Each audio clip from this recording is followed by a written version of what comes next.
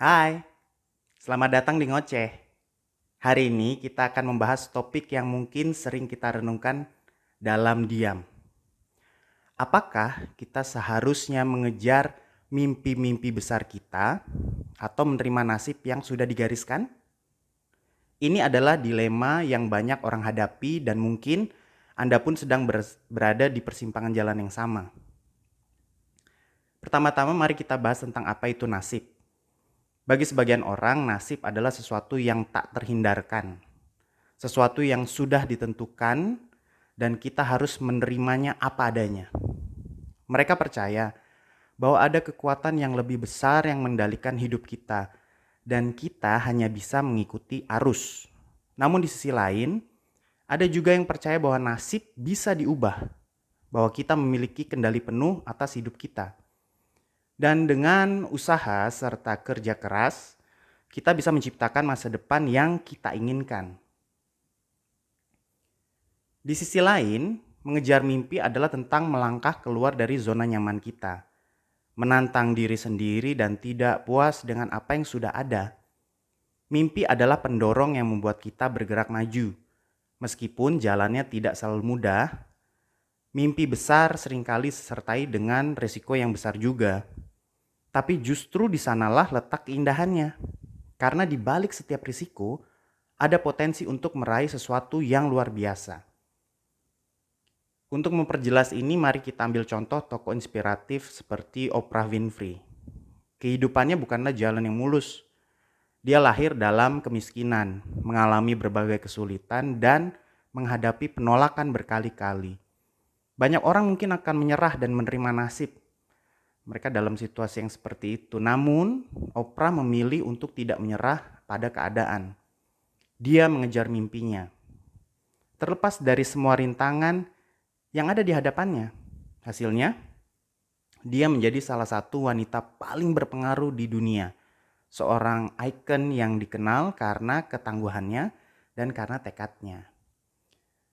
Namun apakah menerima nasib berarti kita gagal dan kita menyerah? Tidak selalu.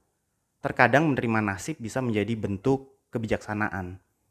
Ketika kita sudah berusaha semaksimal mungkin dan tetap tidak mencapai hasil yang diinginkan, menerima kenyataan bisa menjadi langkah yang paling bijak. Tapi menerima nasib tidak harus berarti berhenti bermimpi. Kita bisa menyesuaikan mimpi kita, mengubah arah atau menemukan cara lain untuk mencapai tujuan yang mungkin tidak kita pikirkan sebelumnya.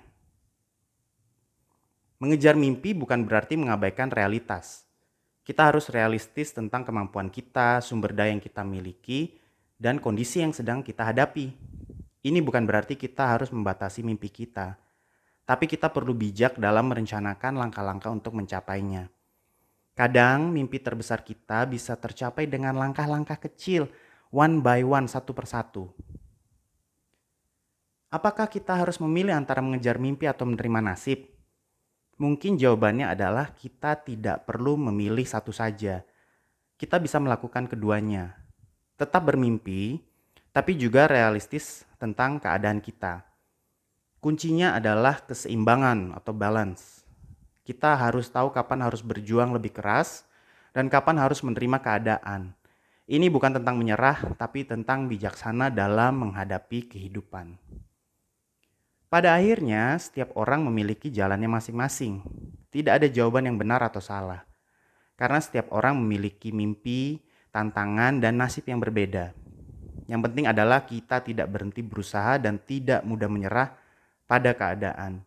Kita harus tetap berjuang untuk mimpi-mimpi kita, tapi juga belajar untuk menerima kenyataan dengan bijak.